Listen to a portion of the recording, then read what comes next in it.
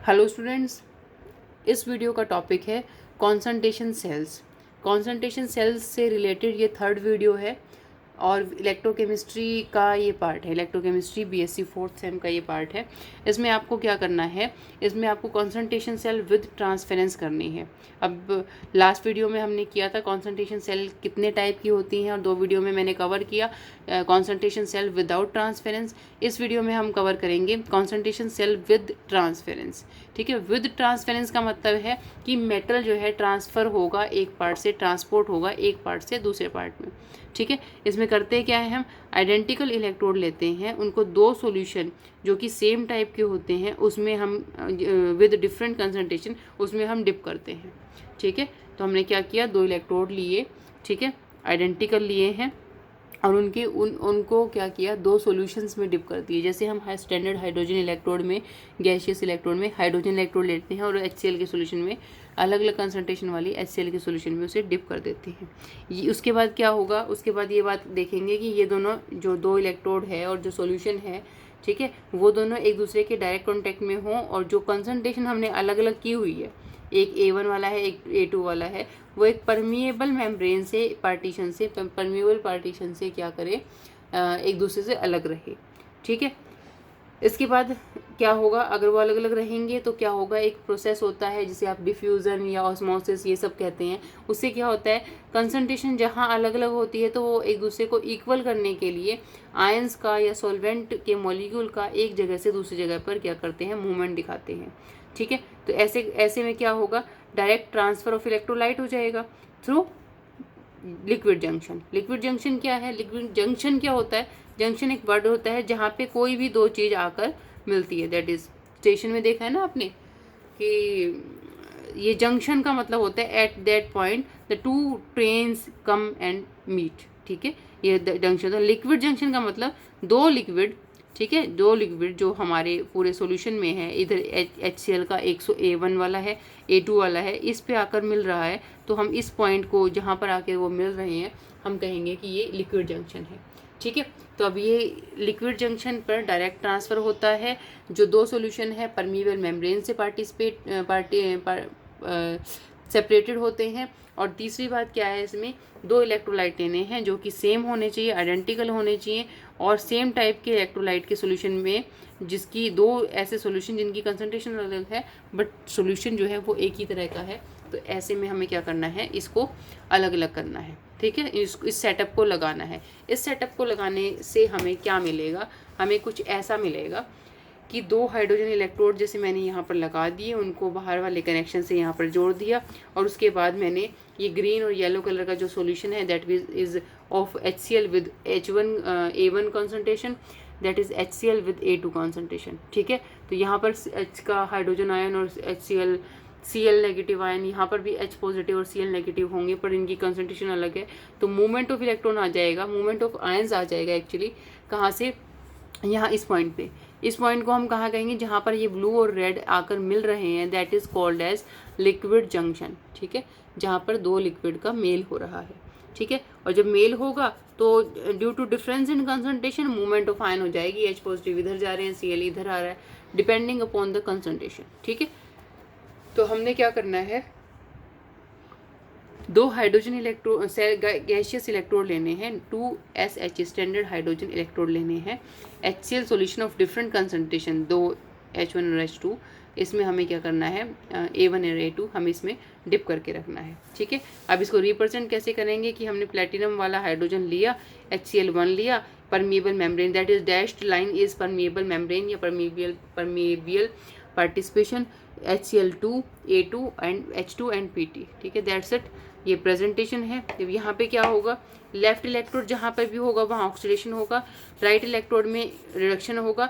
Oxidation होगा तो H2 H positive में कन्वर्ट होगा, ठीक है, H2 H पॉजिटिव में कन्वर्ट होगा, और राइट में जहाँ रिडक्शन हो रहा है तो गेन ऑफ इलेक्ट्रॉन मतलब H पॉजिटिव हाफ H2 में कन्वर्ट हो जाएगी।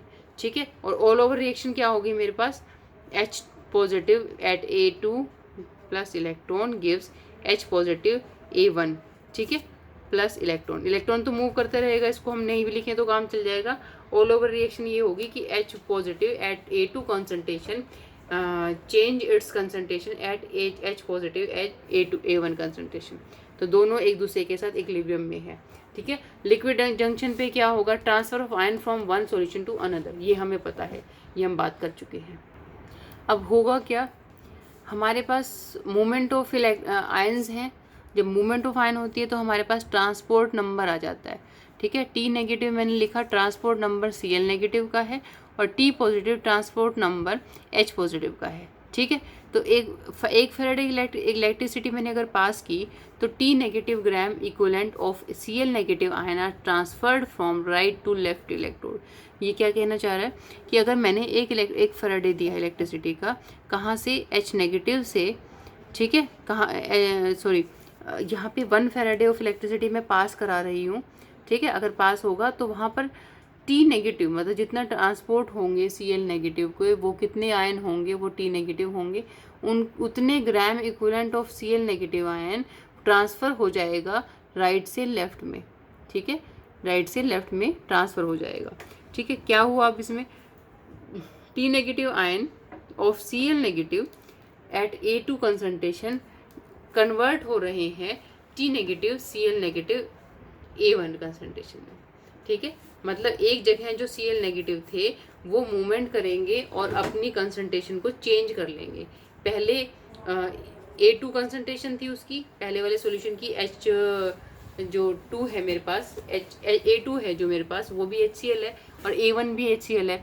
मैं मान के चलती हूँ कि A2 वाले क्या कर रहे हैं, A1 में आ रहे हैं, जैसा कि मैंने पिछले डायग्राम में यहाँ कुछ दिखाया हुआ है, अगर आपको ध्यान है तो, ठीक है। कैसे कि यहाँ पर Cl नेगेटिव A2 से A1 में जा रहे हैं, H पॉजिटिव A1 से A2 में जा रहा है, ठीक है। दैट्स इट, यहाँ से ये समझ में आ रहा है, ठीक है। हमारा जो पोटेंशियल लिक्विड जंक्शन पोटेंशियल है, या लिक्विड जंक्शन जो है वो क्या कर रहा है, H पॉजिटिव को A2 की तरफ ढकेल रहा है और Cl नेगेटिव को A2 से A1 की तरफ धकेल रहा है, ठीक है। और उससे फ़र्क क्या पड़ेगा, उससे फ़र्क ये पड़ेगा कि कंसंट्रेशन जो Cl नेगेटिव की थी A2 पे, वो कन्वर्ट हो जाएगी A1 वाले में, और हाइड्रोजन आयन, ठीक है, वो क्या करेंगे, A1 से A2 में जाएंगे, ठीक है। ये दो बातें पता चल गई, ठीक है। ये हमने क्या कर लिया, बाय कन्वेंशन मान लिया कि Cl नेगेटिव यहाँ जा रहा है तो H पॉजिटिव यहाँ आएगा, और उससे जो है क्या होगा, इनकी कंसंट्रेशन चेंज हो जाएगी, ठीक है। आपको पता होगा T positive plus T negative is equal to 1 होता है, ठीक है। T positive plus T negative, transport number of positive ion plus transport number of negative ion is equal to 1 होता है। तो T पॉजिटिव अगर मुझे लेना है तो 1 माइनस T नेगेटिव लेंगे, T नेगेटिव लेना है तो 1 माइनस T पॉजिटिव लेंगे, ठीक है। दैट्स इट, ये हमें ट्रांसपोर्ट नंबर जो हमने फर्स्ट ईयर में किया था वहाँ से हमें पता है, ठीक है। अब करना क्या है, अब हमारी जो इक्वेशन ये दोनों है, और इससे पहले जो मेरे को इक्वेशन मिली थी बेसिक वाली, वो उनसे हमें क्या पता चला कि H positive ion at A2 concentration plus T negative Cl negative ion at A2 concentration plus में जितने भी H पॉजिटिव आयन हैं जो मूवमेंट से आए हैं, इन तीनों का कॉम्बिनेशन एक नई चीज़ बना देगा, H T minus Cl negative और क्या है H पॉजिटिव। ये तीन मुझे लेने हैं, इन तीनों की कंसंट्रेशन जो है पहले A2 थी, ठीक है। अब इसमें हमारे पास A1 हो जाएगी, ठीक है। H पॉजिटिव की A1 थी, A2 हो जाएगी, T minus 1 minus T negative वाली, ठीक है। बाकी सारे A2 A1 थी, अब A1 A2 हो गई, ठीक है। ऐसा करने से क्या हुआ, इसको हमने अगर ऑल ओवर रिएक्शन में कराया तो क्या हो जाएगा, ये हो जाएगा T negative H positive A2 plus T negative Cl negative A2, ठीक है। ये 2 वाले मैंने एक तरफ रख लिए और 1 वाले एक तरफ रख लिए। ऑल ओवर क्या मिला, H पॉजिटिव और Cl नेगेटिव जो है दोनों कंबाइन करके HCl बना रहे हैं।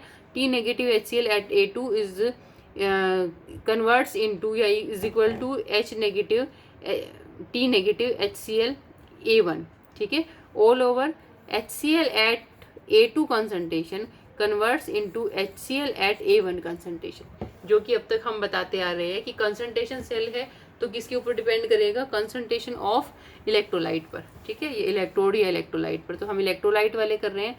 यहाँ पर देखा कि हम क्या कर रहे हैं, हम विद ट्रांसफरेंस कर रहे हैं, तो ये इतने आयन यहाँ से यहाँ पर ट्रांसफ़र हो रहे हैं, ये हमने देख लिया, ठीक है। अगर मैंने इसको क्या करना है, ई की फॉर्म में रिप्रेजेंट करना है तो ई जो है T negative R T upon F natural log, यहाँ पे ट्रांसपोर्ट नंबर लेना है सी एल नेगेटिव का, R T upon F natural log A plus minus के स्क्वायर 2, और ये जो है ए प्लस माइनस का स्क्वायर 1। ठीक है, ये A2 के लिए है, ये A1 है।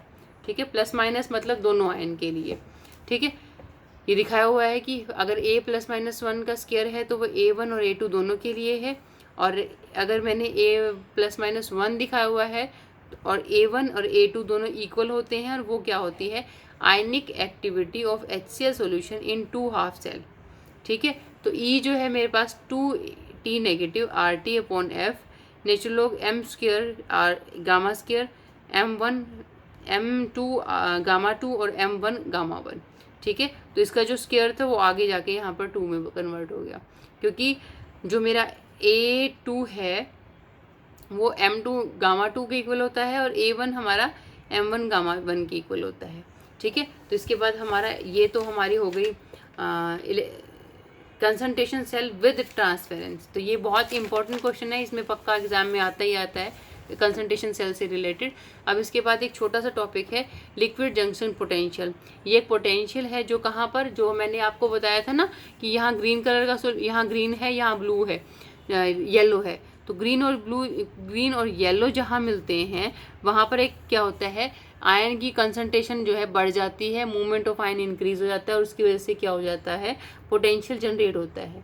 ठीक है, ऐसा potential that is set up at junction of the two solution, दो सॉल्यूशन के जंक्शन पे जो पोटेंशियल सेटअप होता है, क्यों होता है, due to difference in speed of the ion. ठीक है, मूविंग अक्रॉस द बाउंड्री। ठीक है, जो आयन मूव कर रहे हैं उनके अक्रॉस में हमारे पास क्या होगा, एक पोटेंशियल डिफरेंस आ जाएगा, कहाँ पर, जहाँ पर ये दोनों सॉल्यूशन मिलते हैं। ठीक है, नॉर्मली हमें पता है कि जो ई सेल है वो E1 प्लस E2 का कॉम्बिनेशन होता है, पर अगर लिक्विड जंक्शन पोटेंशियल आ रहा है E1 E2 के साथ ई जंक्शन भी आ जाएगा। तो ये तीनों मिलकर क्या बनाते हैं, सेल की कंसंट्रेशन, सेल की EMF बनाते हैं।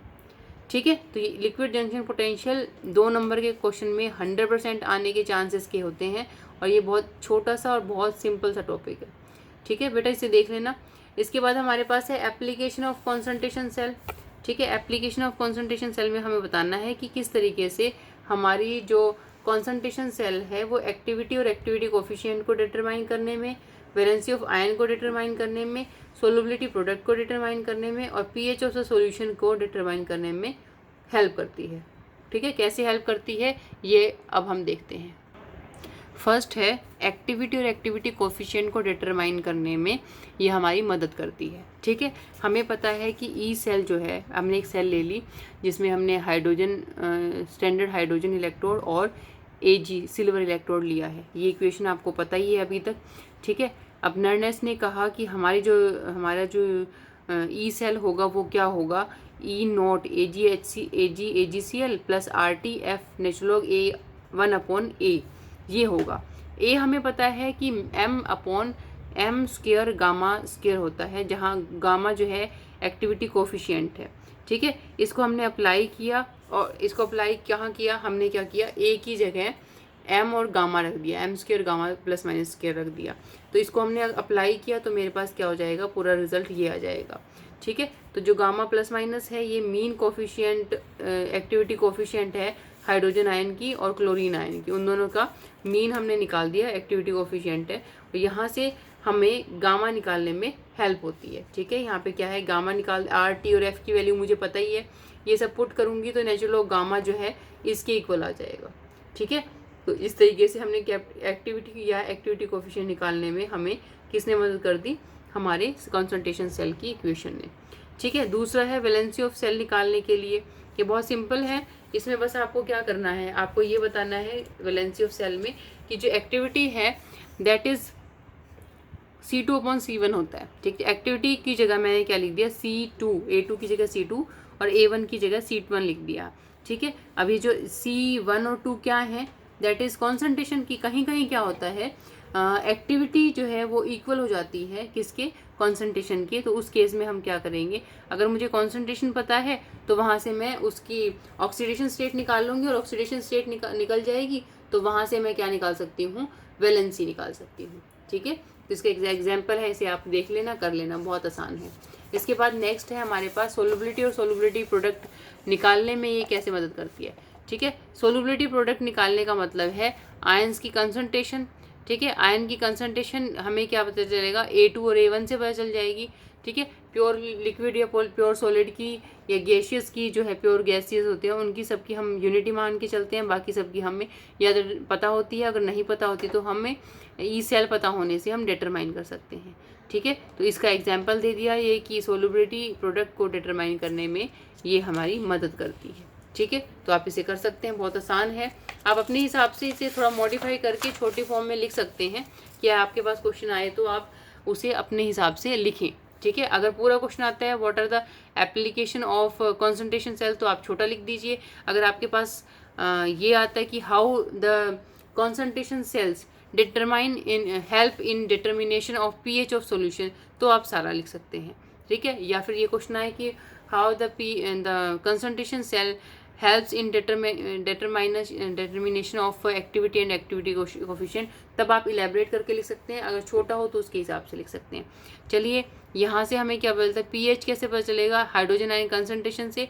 हाइड्रोजन आयन कंसंट्रेशन हमको पता है कि हमें A2 या A1 की फॉर्म में हमें मिल जाती है, तो वहाँ से हमें पीएच मिल जाएगी। ठीक है, गैसियस हाइड्रोजन इलेक्ट्रोड होगा तो उसके लिए हमने इक्वेशन रखी, वहाँ से पीएच बनाया और वहाँ से रिजल्ट निकाल दिया। ठीक है, मेरिट डीमेरिट आप कर सकते हैं खुद ही। इसके बाद अगर मैंने क्विन हाइड्रोन ले रखा है, क्विन हाइड्रोन में हमारे पास ये इक्वेशन होती है कि क्विन हाइड्रोन H पॉजिटिव और इलेक्ट्रॉन लेकर हाइड्रोक्विनोन में कन्वर्ट होता है।